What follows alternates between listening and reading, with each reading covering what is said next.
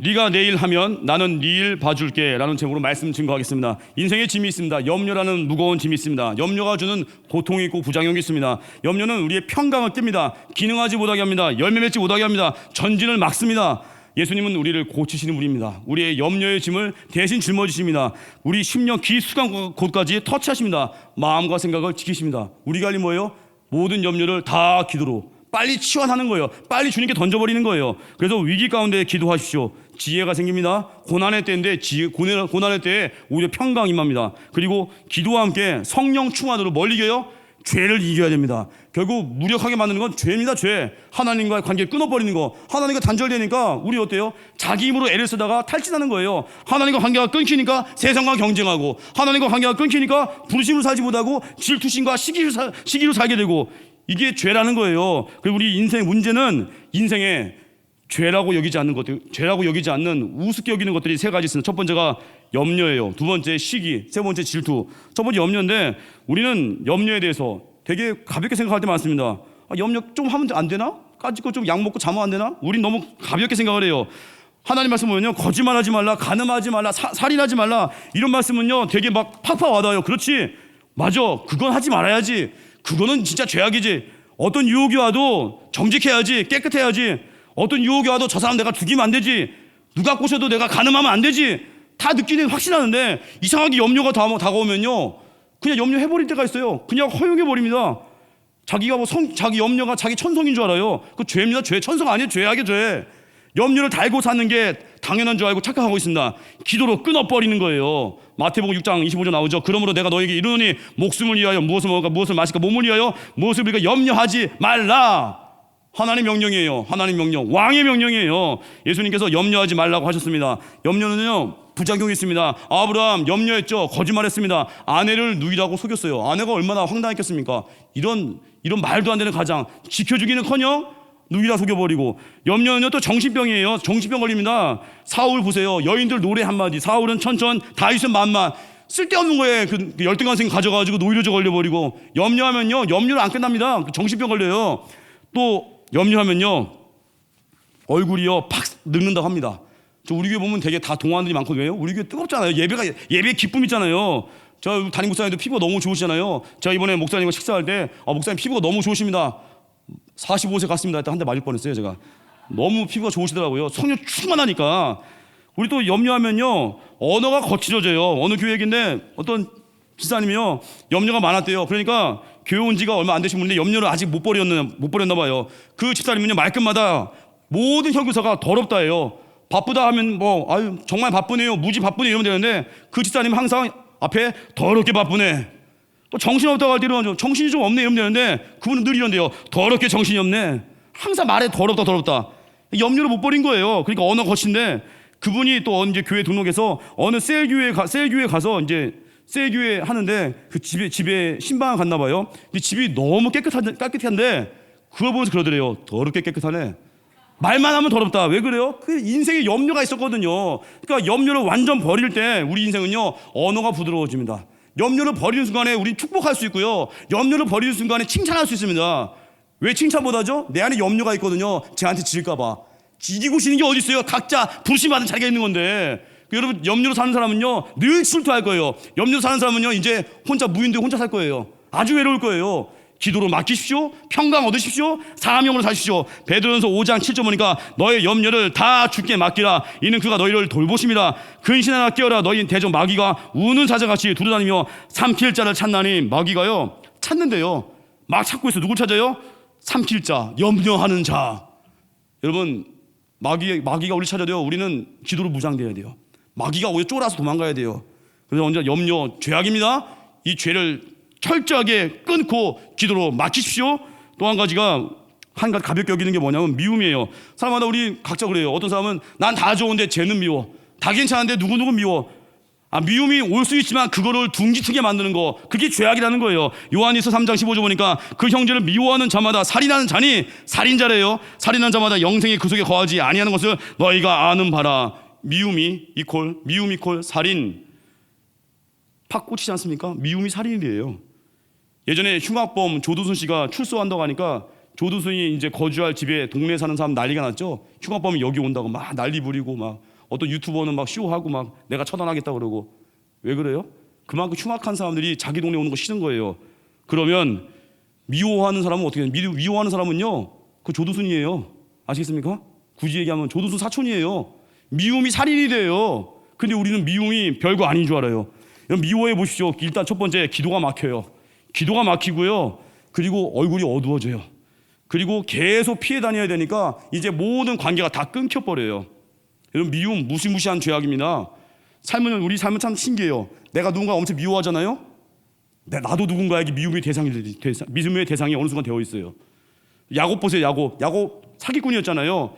누구 만났어요? 라반. 더 센 사기꾼 만나잖아요. 그래서 누굴 보게 돼요? 자기를 보는 거예요. 야, 더 지독한 놈이 있었네. 야, 내가 얼마나 사기쳤을까. 우리 인생에 내가 누구 미워하면요, 나도 누군가에게 미움의 대상이 돼서요, 야, 내가 미워하는 게 정말 몹쓸 짓이었구나 깨달아요. 또 내가 누구 용서 안 하잖아요. 그러면 또 내가 용서받을 일이 생겨요. 그러면서 야, 용서해 주는 게 정말 고마운 일인데 내가 용서 안 했구나. 묘해요. 인간은 항상 만나요 이렇게. 그래서 우리 인생에 그 미움 죄악입니다. 살인죄예요. 살인죄. 또 하나 세 번째가 뭐냐면 질투예요. 로마서 12장 15절 보니까 즐거워하는 자들과 함께 즐거워하고 우는 자들과 함께 울라. 여러분 즐거워하는 자와 함께 즐거워하는 거, 또 우는 자와 함께 우는 거 하는 명령이잖아요. 우는 자와 함께 우는 거는 잘할 수 있어요. 제가 예전에 말씀드렸죠.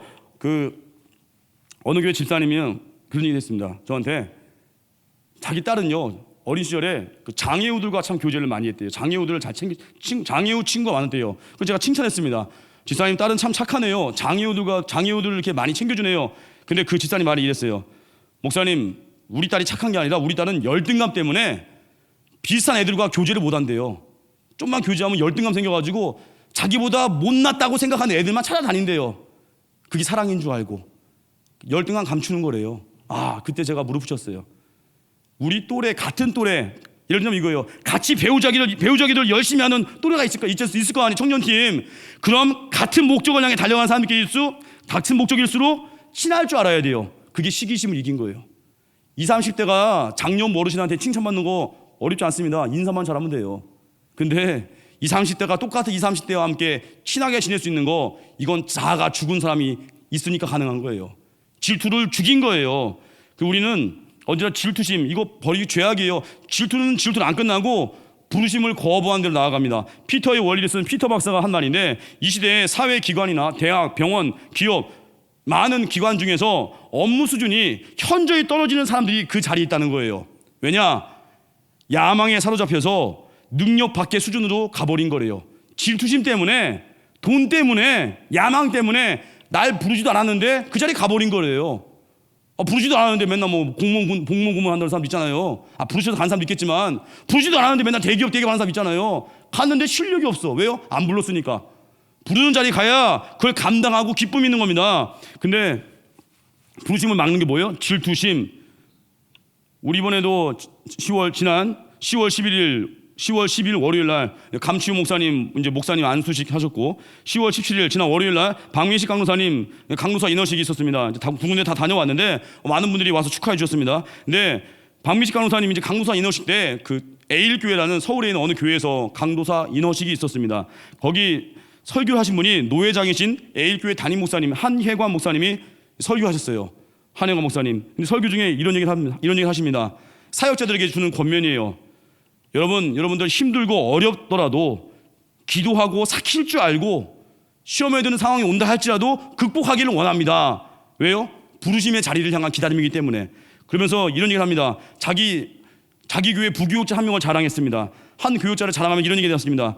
그 부교육자분에게 그 한예관 목사님의 어느 선배 목사님이 자기 교회 오게끔 이제 섭외를 한 거예요.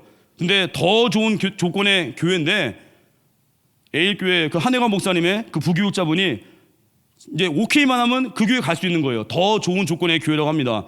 근데 그 목사님의 그 교회 부교육자분이 이랬대요. 목사님, 저는 조금 더 목사님과 함께 목회를 하고 싶고 우리 교우들을 섬기고 싶습니다. 더 좋은 조건의 교회 안 간다는 거예요.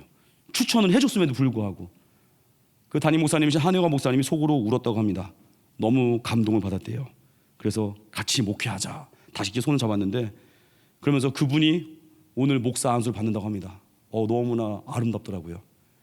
부르심을 향해서 끝까지 기다리는 마음. 부를 때 움직이겠습니다. 충성하겠습니다. 참 멋있는 모습을 보고 왔습니다. 마귀는요, 우리에게 질투심을 집어넣어서 엉뚱한 자리 가게 만듭니다. 부르지도 않은 자리 가가지고 개고생하게 만들어요. 삽질하게 만들어요. 부르는 자리 가는 겁니다. 직업에 귀천이 어디 있어요? 하나님 부르는 자리가 최고의 자리지. 내를 날 향한 부르심이 있거든요. 그 자리 갈 때 기쁨이 있습니다. 질투 때문에 가면 안 돼요. 제가 이렇게 말씀 중간에 목회자로 불렀잖아요. 하나님 부르셨잖아요. 설교하잖아요. 근데 주일마다 가끔 특송하는 사람들 잘하잖아요. 특송팀이 부럽다고 제가 주일 4, 5부 예배 민주로 다 특송. 벌써 표정 안 좋아지죠? 제가 혼자 부러워서 특송했다가요, 아마 그 유튜브에 삐싸리로 유명한 강한 용사 여호와 2가 나올걸요? 아시겠습니까? 질투 때문에 가면 안 돼요. 내게 있는 자리 거기 충성하는 거예요. 그래서 하나님이 우리 부른 자리 귀하게 여기십시오. 그래서 염려와 시기, 질투는 죄악입니다. 회개하고 이거 죄예요, 죄. 끊어버리십시오. 오늘 핵심 문제 염려인데, 염려에 대한 적극적인 해결책 3가지 증거하겠습니다. 첫 번째가 먼저 그의 나라, 두 번째 기도하라, 세 번째 감사하라인데, 첫째 먼저 그의 나라를 구하라는 겁니다. 어떤 상황이어도 먼저 그의 나라라는 거예요. 여러분, 헌신이 왜 축복이냐면 내 삶을 하나님의 통제권에 집어넣는 겁니다. 순종하다 보니까 내가 풀리는 걸 경험하고요, 하나님이 제일 마음 약한 게 누군지 아십니까? 자기에게 헌신하는 자들. 짠 하잖아요. 남 믿고 따라왔는데, 우리 인간관계 지금 이거 아니에요? 남 믿고 따라왔는데 왜? 그냥 못 두잖아요. 뭐라도 해줘야 되잖아요. 하나님 마음이 그런 거예요. 주님께 헌신한다고 할 때, 또 주님의 자녀가 되었을 때 주님이 그냥 줄 수 없는 거예요. 순종할 때 우리 인생이 풀리거든요. 헌신할 때 풀리거든요. 특별히 헌신하잖아요. 그러면 고난이 올 때도 헌신하잖아요. 스토리가 생깁니다. 그래서 간증이 막 나와요. 그리고 말씀에 대한 강한 확신, 이제 흔들리지 않아요. 머리로만 알던 말씀이 이제 내 마음 깊은 곳까지 새겨지는 거예요. 그리고 말씀에 대한 확신이 생기잖아요. 이제는 영향력이에요. 왜 우리가 전도하지 못하죠? 내가 본 게 없어요. 왜 전도 안 하죠? 확신이 없는 거예요. 구원받은 은혜에 대한 확신이 있으면 어떻게 가만히 있습니까? 가서 외치는 거예요. 그래서 순종하면요, 소리가 생기고, 순종하면 확신이 생기고, 순종하면 영향력, 복음 증거. 해본 자는 압니다. 신학교 때 개강순회로 강사분으로 오셨던 어느 목사님의 그 이야기입니다. 얼바인에 위치한 어느 교회 담임 목사님이신데, 그분이 섬기던 교회에 있었던 일입니다. 근데 그 교회는 정말 잘 베푸시는 집사님이 계시더래요. 우리 교회도 뭐 정말 많이 계신데, 그 교회 그 집사님은요, 담임 목사님의 눈빛만 봐도 안 돼요. 뭐가 필요한지 막 달려온대요. 우리 교회 어디 선교 헌금해야 되는 거 아니냐고 그러고, 우리 교회 뭐 필요한 거 아니냐고. 어찌나 그 목사님 속을 다 아는지 목사님이 자기 속을 들킬까 봐 일부러 막 다른 데 보고 다니는데 들키면 안 될까 봐 자꾸 헌신한다고 하니까, 축복의, 물론 행복한 고민이죠. 근데 그 집사님이 한 번은 고난의 소용돌이에 빠져든 거예요. 큰 소송을 걸렸습니다. 그게 600만 불 소송이래요. 제가 해보니까 환산하니까 약 86억. 엄청난 돈이죠. 이렇게 큰 소송을 걸렸는데 거의 1년 반 동안 이 헌신하는 집사님이 1년 반을 시달렸대요. 아주 지쳤는데 결론은 싹 이겼습니다. 돈 한 푼 안 냈대요. 상대방이 다 냈대요. 상대방이 그 많은 돈을 다 내고 이 헌신하신 집사님은 이겼대요. 이후에 너무 감사해서 목사님과 함께 식사의 자리를 가졌다고 합니다. 근데 목사님께 그 집사님이 이런 말을 했습니다. 목사님, 내가 소송 걸려서 기도할 때는요, 하나님께 약간 원망했대요.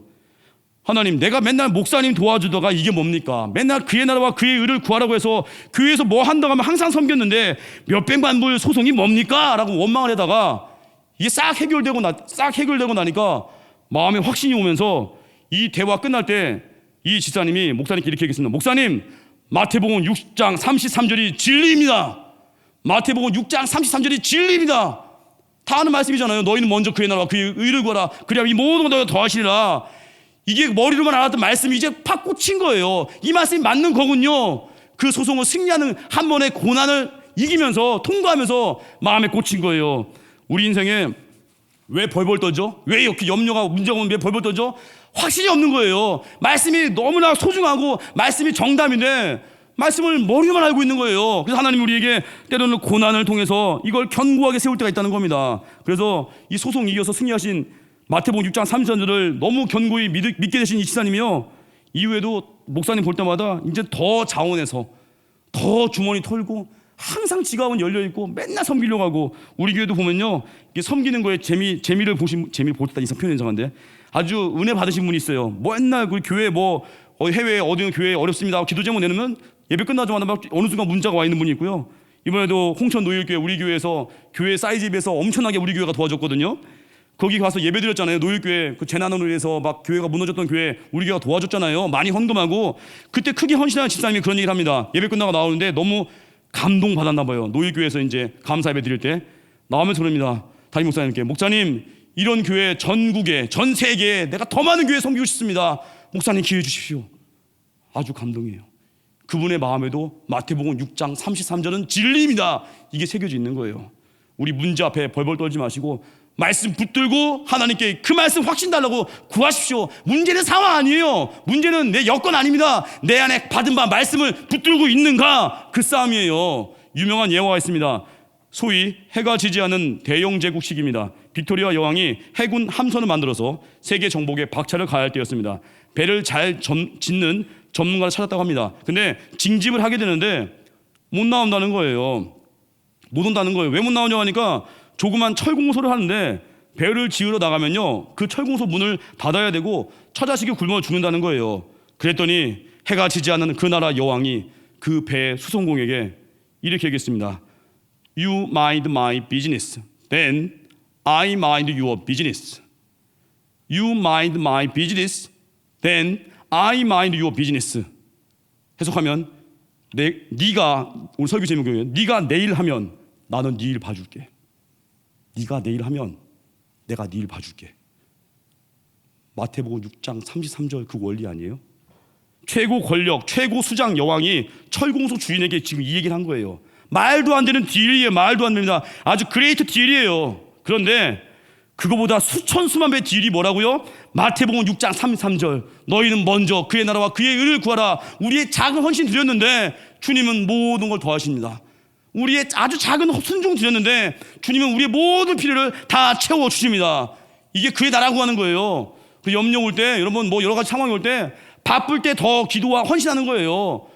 뭐 고시 공부합니까? 뭐 입사 준비합니까? 결혼 준비합니까? 그때 헌신해요. 그때. 왜요? 그래야 세상의 소용돌이에 빨려들지 않는 거예요. 하나님 중심, 신앙 중심, 예배 중심, 헌신. 그러면 네가 내일 하면 내가 네 일 봐줄게.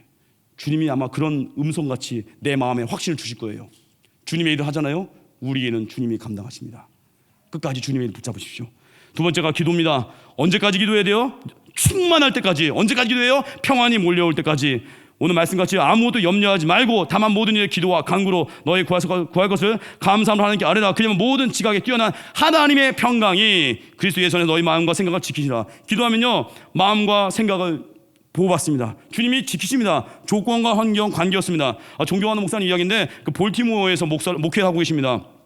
오늘 이렇게 목회자분들 얘기 참 많이 하게 되는데 그 볼티모어에서 목회하시는 분의 그 전도사 시절 이야기예요. 그 목사님이 이제 집회에 설교하러 간다고 할 때 사모님이 새벽에 이렇게 짐을 좀 쌌나 봐요. 캐리어에다가. 근데 새 와이셔츠를 입고 하라고 와이셔츠 몇 개를 준비했는데 여러분 와이셔츠 아십니까? 저도 와이셔츠 입고 있는데 몇 년 전까지만 해도 보면 와이셔츠 이렇게 처음 샀을 때 그 핀이 꽂혀 핀 아십니까? 끝에 동글동글하게 있고 핀 꽂는 거 그게 곳곳에 고정되어 있어요. 그래서 와이셔츠를 이제 그거 풀다가 막 찔리기도 해요. 또 버리는 것도 조심해야 돼요. 전도 집에 애기들이 있거든요. 버릴 때 정말 조심해서 버렸어요. 찔릴까 봐.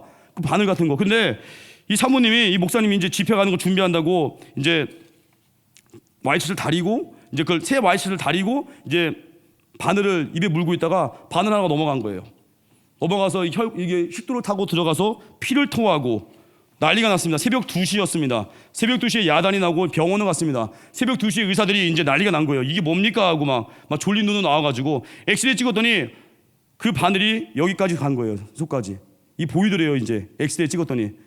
그랬더니 의사가 그래요. 폐를 잘라야겠군요 하고.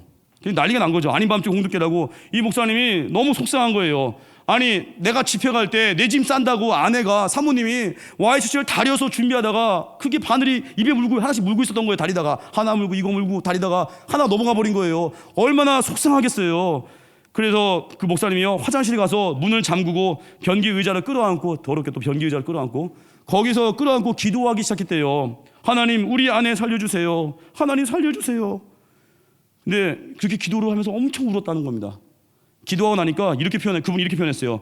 위에서부터 어떤 기운이 싹 내려오면서 자기를 덮는 것 같더래요. 그러면서 확신이 오더래요. 무슨 확신이냐면 어떤 일이 있더라도 설사 폐를 잘라내는 한이 있더라도 하나님이 하신다는 거예요. 하나님이 반드시 개입하신다는 거예요. 마음이 평안히 몰려오더래요. 그러면서 이런 결심했답니다. 고난아 올 테면 와봐라. 동남풍아 불어봐라. 어디서 고난이 오든 난 평안할 거야. 그런 평안이 확 오더래요. 환경 관계없이. 저도 이거 경험해 봤어요. 예전에 성대 볼립 때문에 고생했거든요. 2014년도에 그 봄부터 가을까지 제가 목이 성대 폴립이어가지고 목소리가 쉰 소리였어요. 안녕하세요. 안녕하세요. 민준호 전도사입니다. 제 별명이 기도원 원장이었습니다. 아주 목소리가 쉰 소리였거든요. 그 너무 짜증났어요. 하나님 이게 뭡니까? 목회자가 이게 뭡니까? 너무 잘 때 막 자다 보면은 베개에 눈물이 적셔있어요. 울면서 잤거든요. 너무 속상해서 너무 목이 아프니까 설교를 해야 되는데 안녕하세요. 성도분들한테 인사해야 되는데 안녕하세요. 선교지 가서 복음을 증거해야 되는데 징이게 우펀종 5분만요. 대만 선교 갔을 때 그 찢어지는 목소리 너무 싫었는데 저를 위해서 기도하는 분이 많이 있었습니다. 기도의 종류가 다양했어요. 어떤 분이 그랬습니다. 자기는 전도사였으니까 전도사님이 무조건 나을 걸 기도합니다. 너무 좋았어요. 좋죠. 또 어떤 분은 기도할 일 했어요. 저는 전도사님이 목과 관계없이 목을 막 쓰길 기도합니다. 그것도 나름 좋았어요. 목을 막 쓰래요. 담대하게 쓰래요. 또 근데 정말 믿음의 사람, 지금 네팔 가 있는 김만성 목사님이 저한테 이렇게 하는 거예요. 저한테 위해서 기도한대요. 무슨 기도해? 했더니 민전도사님 자기가 그 기도한대요. 민전도사님이 저는 좀 절 낫기를 기도한 줄 알고 기도했더니 이렇게 기도했대요. 민전도사님이 목이 성대 폴립이 평생 낫지 않는다 할지라도 뜨끔해서 소름 돋는데 평생 낫지 않는다 할지라도 감사할 마음을 주시옵소서 이걸 기도한다는 거예요. 아니 지금 난 낫고 싶어 죽겠는데 평생 안 낫는다 할지라도 너무 속에서 이게 우라통이 막 올라오는데 또 이게 동요짜니까 화는 낼 수 없고 근데 지나고 나니까 김한성 목사님이 믿음의 수준이 높았어요. 그분이 대가였고 저는 그분의 신들매도 풀 수 없는 아주 연약한 믿음이었던 거예요. 조건과 관계없이 그분은 평안한 거예요. 어떤 조건에도 감사할 마음 주십시오. 이게 믿음의 용장이에요. 이번 네팔 청년 캠프 기대가 되죠. 하나님 믿음의 사람들 4명이 갔으니까 그게 믿음이에요. 조건 관계없이. 결국 이제 이분이 이제 다시 돌아와서 이 목사님이 기도하는 동안에 이제 변기 붙들고 기도하다가 평강이 왔잖아요. 기도하는 동안에 전문의가 왔대요. 근데 엑스레이 이제 찍었잖아요. 근데 더 자세히 보자고 스캔을 하재요. 또 이제 스캔을 이제 기다리는데 스캔을 딱 하고 나서 봤는데 없어진 거예요. 그 바늘이 없어진 거예요. 의사가 그러는 거야. 아이 졸려 죽겠는데 아무것도 없잖아요. 왜 와가지고 난리 부려요? 그 목사님이 그때 할렐루야.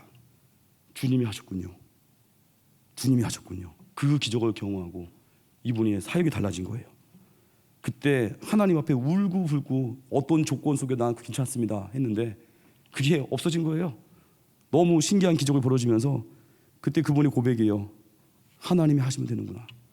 그리고 뭐 어떤 순간이 와도 주님께 엎드려야 되구나. 언제까지요? 평강이 임할 때까지. 언제까지요? 주님이 우리 마음을 생각과 지키시고 압도할 때까지.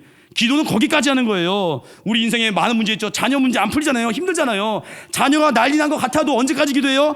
하나님이 평안을 주실 때까지. 몸에 암동이가 생기고 잘못하면 우리 인생에 또 장애가 올 것 같다고 할 때 언제까지 기도해요? 평강이 임할 때까지.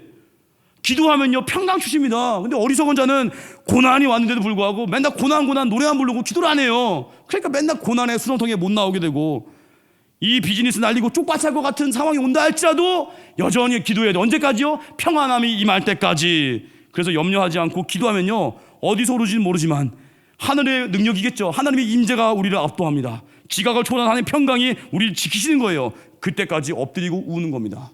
그럼 능력이 임한다는 거예요. 그래서 항상 기도, 예레미야 17장 7절 보니까 그러나 무릇 여호와를 의지하며 여호와를 의뢰하는 그 사람은 복을 받을 것이라. 문제 올 때마다 주님 더 의지하십시오. 의지함이 능력입니다. 의지함이 파워입니다. 세 번째 감사하라는 거예요. 6절에 나오죠. 감사함으로 하나님께 아뢰라. 감사는요 그 다음을 만듭니다. 감사는 그 다음에 소리를 만들어갑니다. 예수님께서 10명의 나병 환자 고치셨을 때 한 명 돌아왔습니다. 한 명 돌아와서 감사의 예배 드렸습니다. 구원의 은혜까지 임했습니다. 근데 바보 9명은요 그냥 병 낳고 가버려서 지옥 가는 거겠죠. 뭐 우리 그럴 수 있어요. 그렇게 결혼 전에 기도하다가 결혼하고 예배 안 나오고, 취업 전에 간절히 기도하다가 취업되고 교회 안 나오고, 어리석은 자 아니에요? 9명 아니에요? 한 명 돼야 돼. 한 명. 돌아 한 명. 그래서 우리 보면은 한 교회 새벽 기도 인원이요 한 교회 보통 10%래요. 감사도요 10명 나병 환자 고쳤더니 한 명 오잖아요. 여러분 새벽 기도 하는 사람 되십시오. 감사하는 사람 되십시오. 영적인 10% 누구나가 들어갈 수 있는 거예요. 누구나가. 이거 상대평가 아니에요. 절대평가예요. 누구나 영적인 10%다 갈 수 있습니다. 한비아 씨 이야기입니다. 1958년생. 이분 책도 유명하잖아요. 지도 밖으로 행군하라. 이분 이제 58년생, 65세네요. 이대 국제대학원 초빙 교수. 이분 인생 이야기인데 한비아 씨. 이분에게 어떤 분이 이렇게 얘기했습니다. 이름이 참 예쁘네요. 한비아. 이름 예쁘잖아요. 한비아. 근데 이분이 이랬습니다. 자기가 변씨가 아닌 게 감사하대요. 변씨였으면 변비야. 죄송합니다. 뭐 이렇게 밤부터 이렇게 썰어가지고 했는데 이종교회도 어떤 자매 이름이 지경이었어요. 지경을 넓히소서. 성이 이씨였어요. 이지경 자매인데 어쩌다가 이지경까지. 그 성과 이름 때문에 잠깐 이렇게 어려운 사람도 있거든요. 근데 이 한비아 씨가 자기 아버지가 유능한 그 기자 출신이래요. 잘 사는 집이었대요. 근데 중학교 때 아버지가 돌아가신 거예요. 집안이 폭삭 어려워진 거예요. 대학에 진학할 수 없었다고 합니다. 그러니까 대학을 못 간 거예요. 어려워졌으니까. 제가 이거 한비아 씨 이야기 또 보다 보니까 어머니 생각이 났어요. 어머니가 3남 1녀 중에 셋째거든요. 위로 오빠 2분, 아래로 남동생 1명. 어머니가 저는 예전에 보니까 어머니가 뭐 알파벳 같은 것도 잘 이상하게 헷갈려하고 이상해서 그래서 제가 어머니한테 우연찮게 이제 집안 이제 학교에서 뭘 조사하잖아요. 부모님 학벌 이렇게 조사하는 거 있잖아요. 어머니가 되게 뭐 어렵게 쓰긴 썼는데 딱 보니까 어머니가 중졸이요, 중졸. 왜 그런가 제가 나중에 알게 됐는데 옛날에 어려우니까 외삼촌 3분 학교 보낸다고 어머니는 중학교 졸업으로 끝낸 거예요. 근데 제가 참 놀란 게 어머니요 단 한 번도 원망 안 하셨고요. 누구보다도 지혜로우신 분이에요. 누구보다도 정말 사람 배려할 줄 알고 또 아버지 정말 잘 섬기고 자녀들이 아버지한테 막 삐져가지고 아버지한테 땡깡 부리면 어딜 까부렸나 하고 아빠 혼내고 아버지 권위 막 세워드리고 그리고 아버지가 막 때로는 아버지한테 서운할 때 어머니는 참 눈물로 호소해요. 어머니가 한 번 울고 나면 아버지가 무장해제. 어머니 참 지혜로웠어요. 눈물로 호소하고 그리고 권위를 세워드리고 저는 어머니 중학교 졸업이지만 동네 어르신들 보면 유명대학 나오신 분들이 어머니한테 와 상담하더라고요. 어머니 지혜 저 너무 잊지 못하거든요. 전 일단은 원망하지 않는 아름다움. 이 한비아 씨가요 이제 대학에 진학 못했는데 명문대에 다니는 한 남학생이요 한비아 씨를 참 좋아했대요. 따라다녔대요. 그리고 교제를 결국 시작했습니다. 남자친구 집에서 한비아 씨가 궁금하다고 집에 초대를 한 거예요. 근데 남자친구 엄마가 이제 아들이 절대 알려주지 않은 한 가지 질문했습니다. 그게 뭐냐면 이거예요. 한비아 씨가 학벌인데 자기 아들에게 비아는 어느 학교 다니니? 이제 한비아 씨 초대했을 때 한비아 씨 엄마가 물은 거예요. 비아는 어느 학교 다녀? 했더니 한비아 씨가 저 아직 학교 안 다니는데요. 그냥 아무렇지 않게 얘기했어요. 저 학교 안 다니는데요. 한마디로 이제 대학 못 갔다는 얘기, 대학 안 갔다는 얘기죠. 그 순간 어머니 얼굴이 창백해진 거예요. 막 째려보더래요. 약간 딱 째려보면서 니까짓 게 어디 고졸 출신이 내 아들과 교제를 해? 약간 그런 눈빛이더래요. 이후로 남자친구랑 또 헤어졌다고 합니다. 뭐 대판 싸웠겠죠. 근데 이런 상황이 되면요 잠도 못 자고 울고 집안 탓을 할 수 있는데 한비아 씨는요 원망하지 않았대요. 그 모욕적인 순간을 오히려 감사 에너지, 그 덕분에 오히려 자기 자신에 대해서 투자한 거예요. 대학 진학하는 에너지를 만들고요 원망하지 않고 지금 너무 잘 쓰임 받고 있잖아요. 그 어머니의 째려보는 눈빛을 잊지 않으면서 자기에게 동기부여 삼았대요. 우리 같은 뭐예요? 고난이 올 때 말씀으로 동기화시키는 거, 말씀으로 동기부여하는 거. 그래서 수치와 모욕을 건강한 에너지로 바꿨다는 게 한비아 씨의 이야기였습니다. 여러분 우리 신앙생활 외부에 많은 자극이 올 때요 감사는 선택입니다. 그리고 기도는 선택이에요. 아무리 어떤 자극이 와도요 우리는 믿음을 선택할 수 있습니다. 어떤 자극이 와도 우리는 기도를 선택할 수 있습니다.